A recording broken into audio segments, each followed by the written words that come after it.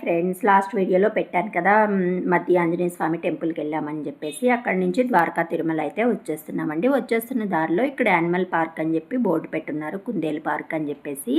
ఇక్కడ ఇంకా ఏనుగు అవన్నీ ఉండేసరికి వేదాంశికి ఏనుగు అంటే చాలా ఇష్టం. ఏనుగు కానీ కనిపించిందంటే మనం అస్సలు కంట్రోల్ చేయలేమన్నమాట.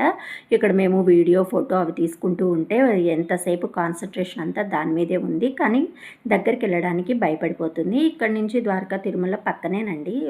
ఇది కూడా ద్వారకా తిరుమలలో ఒక పార్క్ అనమాట.